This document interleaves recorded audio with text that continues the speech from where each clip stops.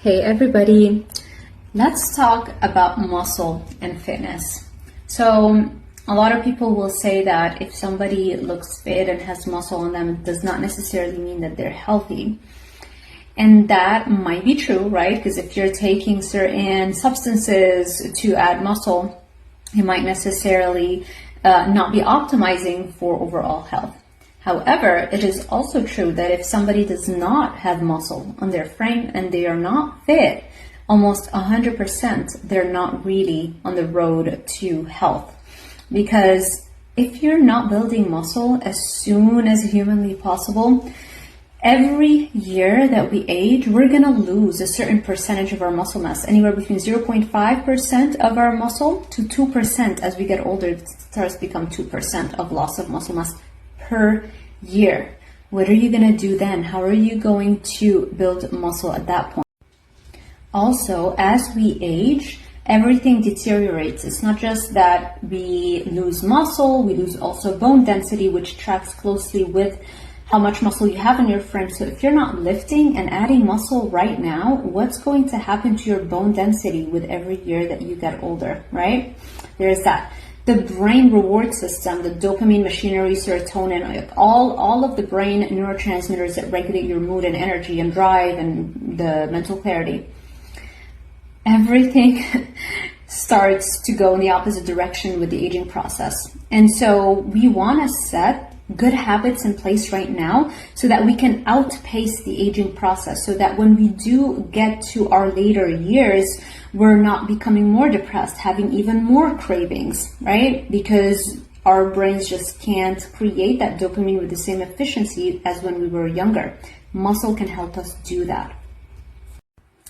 And as if that's not enough, the amount of muscle that you have in your frame and your level of fitness tracks with your dopamine tone, meaning not only how much dopamine you're creating, but also how many dopamine receptors you have, because it's not just how much dopamine we release, it's also do we have enough receptors for the dopamine to attach to for us to feel the euphoric, motivational, confidence boosting effects of dopamine, the mental clarity, the energy, the drive, all the stuff.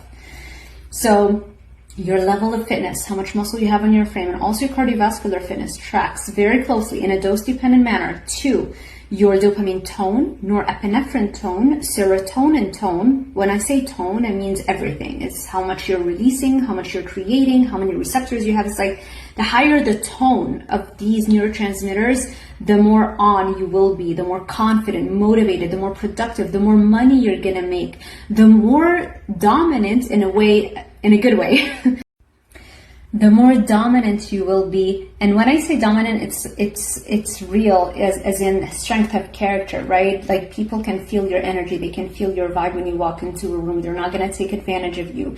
The more respect you will get from people around you. So optimizing for the tone of these neurotransmitters is really the foundation for everything you want in life, for better stress tolerance, because the higher tone of these neurotransmitters you're going to have, especially serotonin and dopamine, the lower your baseline cortisol levels will be. And so you won't have anxiety and you won't be stressed out by anything that comes up, and you won't live in fear of, let's say, confrontation or anything you want to do. You won't be paralyzed by fear, right?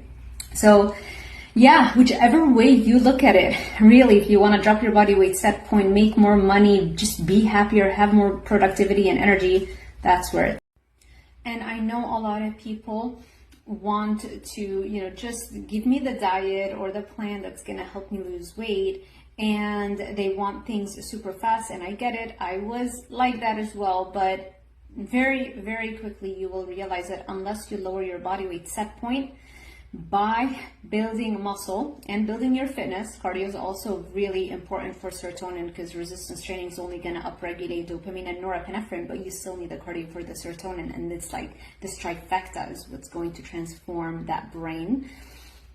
Unless you do it the right way, with building muscle to lower your body weight set point and upregulate the tone of your dopamine, serotonin, norepinephrine, all those things, you will always rebound. You will always be white knuckling it, and you will always be craving foods, and you will always live in fear and an inability to handle stress and cortisol. So there you have it.